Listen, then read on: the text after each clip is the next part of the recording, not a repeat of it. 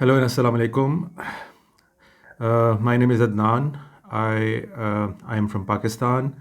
I reside a couple of kilometers away from the place where the talks are going on between uh, USA and Iran through the mediation of Pakistan. I live in Rawalpindi and work in Islamabad. And Islamabad and Rawalpindi are generally known as twin cities. So they are, for all practical intents and purposes, considered to be the same city by many. So I live in Rawalpindi, around 30-40 kilometers away from the place where the talks are taking place, but I commute to Islamabad every day. So I can inform you that in Islamabad and Rawalpindi, announcement of local holidays was announced a few days back. I think Thursday and Friday both were announced as local holidays. So a lot of preparation was going on for this mediation talks, and all part of the people who made it possible. For once, Pakistan has been in the news for good purposes, noble purposes, because as you all know, Pakistan, although was a frontline state alongside United States in the war on terror, but because of its proximity with Afghanistan and a number of other terror incidents emanating from this country in the past few decades or so, Pakistan generally has not been in the news for good reasons, for good purposes. It has always come in the news because of some negative connotation attached to it.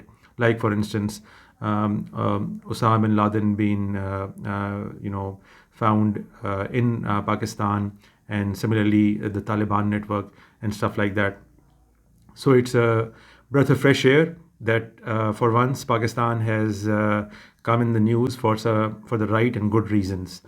So all power and prayers for Pakistan to mediate an end to this war between America and Iran and Israel. I want to make 4 quick points about this war. I'll keep making these videos time and again because not only the talks are taking place in Pakistan, but also because one of the three areas that I feel myself to be an expert in is this area. I have around 2 decades of experience in the defense sector and the intelligence community. So analyzing situations like these and predicting the way forward is part of my training also, and profession also, was part of my profession also. I currently work in academia, so this was my past. So I want to make 4 quick points about this war. Number one, why did these talks come about? Why did America agree to them? So there are a number of theories floating around the internet. I want to put my weight behind Ryan Grimm's assertion that these 10 points aren't new. The 10 points, they were previously available before Trump tweeted that open the strait, or otherwise I'll be civilizational ending, the tweet of Trump. Before that, these 10 points were already there. But I think he took the same route as Americans took during the Cuban Missile Crisis. And I think Ryan Grimm, I'll link his video over here, he succinctly pointed out how Khrushchev's proposition was first denied, rejected by the Americans, but finding out later on that no better options are going to be coming on the table, they treated it as such, as if it was new, proposition, and accepted it by claiming that these were new propositions, although everybody knew that these propositions were already previously proffered. Similar was the case in this scenario, where these propositions were already there, but because Trump had painted himself into a corner by threatening the maximum to a nation. I mean, if you threaten a nation that I'll end this civilization here and there and then, you've painted yourself into a corner. Now, either you have to deliver on it, or you'll be called, a taco, like people always call him. Trump always chickens out. So I think he took the same, advice from somebody, and found out that this has already been already previously been accomplished by the previous administrations. So he took the same path.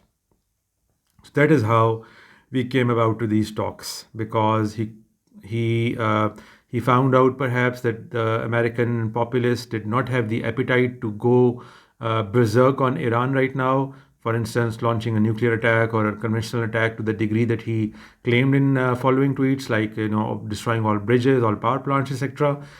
And more importantly, he's not even declared it as a war yet. He calls it an operation. So he was painted into a corner, and he tried to find a way out, and it was the only way available. So it is very possible that these talks are a sham. And because he could not get out of that corner, he just went with the flow. That's a possibility. But I'm an optimist. I'm going to look at the bright side. Let's hope that America is sincere in its effort to end this war through diplomacy. We'll find it out together. This was the first point I wanted to make. The second point I want to talk about is, what are the interests of each nations. I don't want to spend a lot of time on Iran and USA, because I think whatever they are claiming to achieve through these talks seems to be sincere. Iran wants a number of things that it did not previously think it could ask for. Because of the power projected by Iran during this war, it feels comfortable in proffering those terms as well. And that's a win for Iran of sorts. Let's see if America agrees to them or not. But even because they have tabled these propositions now, these demands now, which weren't there once previously these negotiations were going on before the start of the war, it means that Iran feels comfortable in claiming that perhaps it is negotiating from a position of power now, much more power now than it was previously negotiating from. So whether they want, some sort of nuclear relaxation in the amount of enrichment that they had previously, were promised, or they want to, not talk about the missile defense that they are currently sporting, or even about the tolls they want to charge on the Strait of Hormuz. All these things are on the table now. The tolls of Strait of Hormuz weren't there on the table prior to this war. So that's what I was hinting at, that Iran thinks it's negotiating from a position of power. So let's see. In case of America, I think America also wanted a regime change, and now is claiming, since Trump has already claimed that they have achieved regime change, very limited, leeway does the negotiating party hold in terms of regime change, because they think regime change has already occurred. So any position they hold in this regard in these talks will be much softer than the previous positions. Previously, they could have negotiated that, okay, this regime will end, hand over power to some other entity for a transitional phase, for which the son of the ex-emperor Pahlavi was also being touted, and similarly, that maybe a democratic process will begin and freedom of expression will come, and all sort of things were on the table previously. But now I think they could only be saying during negotiations that a regime change has taken place. Now we want you to soften this and this much, and that would be lesser than the softening required in the previous negotiations. So that's what I'm getting at.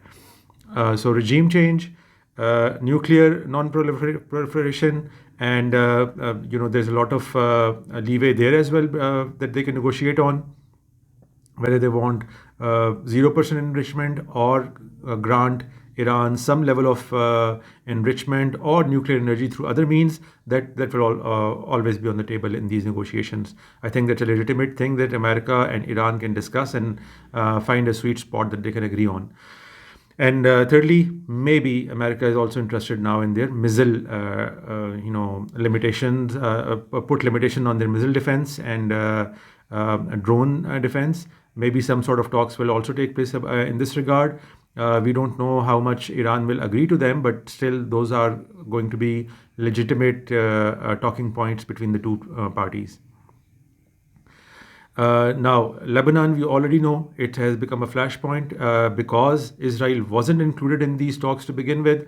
So Israel was an afterthought, and that's my actually the next. First, let me end this point. Israel does not want. We discussed the demands of Iran and USA. The demands of Israel are not in line, in sync with America or Iran's demands, of course. Uh, Israel wants annihilation, but will settle on anarchy in Iran. Nothing less than that, nothing short of that. For them, even these talks are a rebuke to them, are a defeat in their mindset. So what they're going to do now is they're going to have successive lines of defenses that they can fall back on if their particular maximalist demand is not agreed to. The maximalist demand was that they should continue the war. Negotiations should not be taking place. That wasn't agreed to. So now they have fallen back to another location, and at this location, they'll play the role of spoiler. Either they would try and impose humiliating, terms on Iran and its surrender, as were imposed on Germany during World War One, and hoping that Iran would erupt soon after that in the same manner that Germany erupted in World War Two because of those humiliating sanctions that were imposed on Germany. Similar is the scenario that Israel might be looking for Iran. Whether they can achieve it or not is another thing, but that's one of the things that is on their wish list.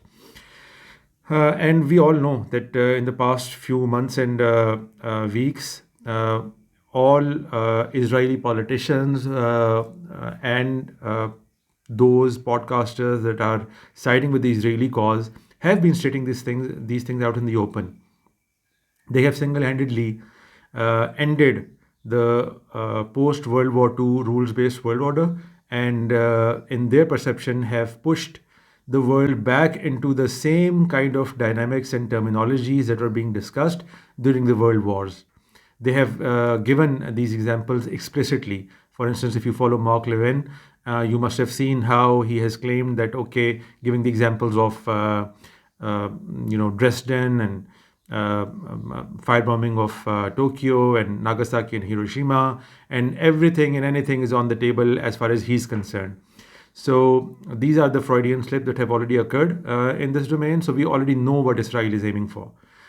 So if Israel is not able to impose humiliating terms on Iran, the next thing it is going to do is create a flashpoint that could, or a domain which they can later exploit to undo this agreement.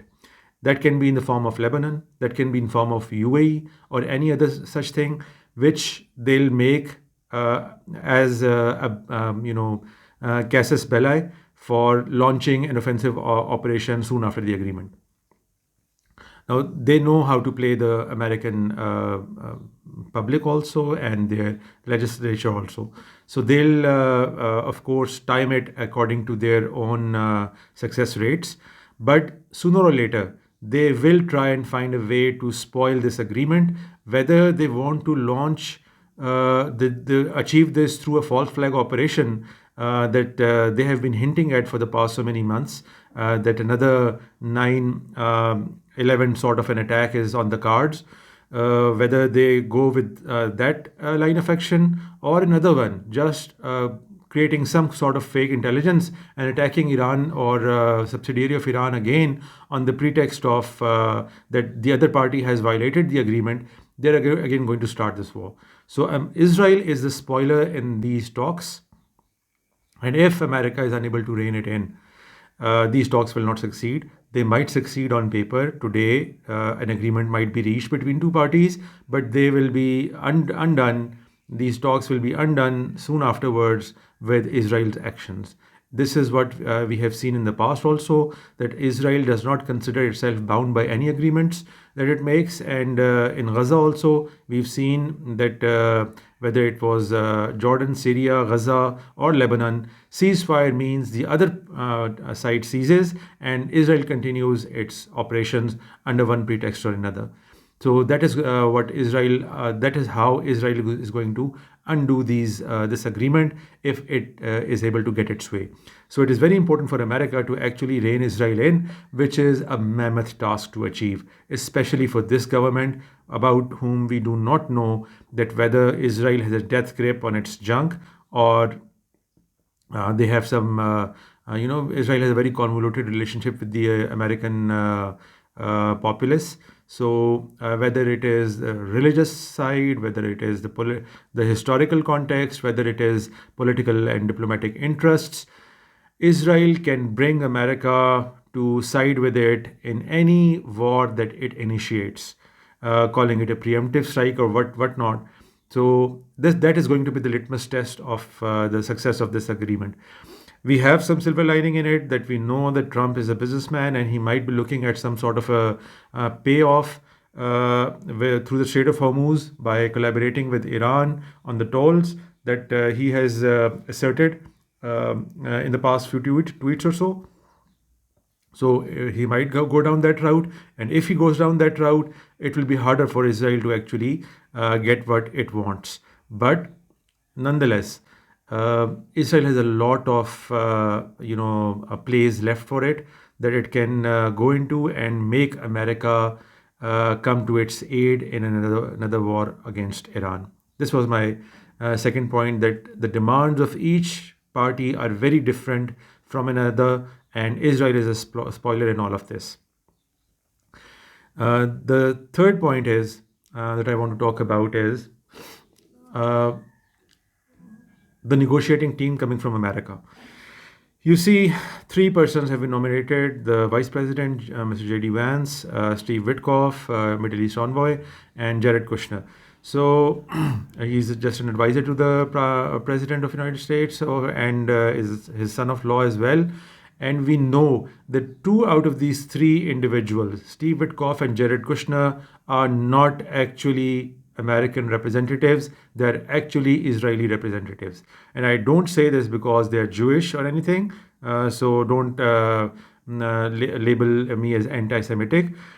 I think they have shown in the past that their interests lie primarily with the Israeli success, not with American success. And this is not limited to them. There are many politicians that are Christians in America, like Ted Cruz and Mike Huckabee Sanders, that because of their particular views about religion are actually Israeli representatives in American Congress. They have said so as much in various podcasts.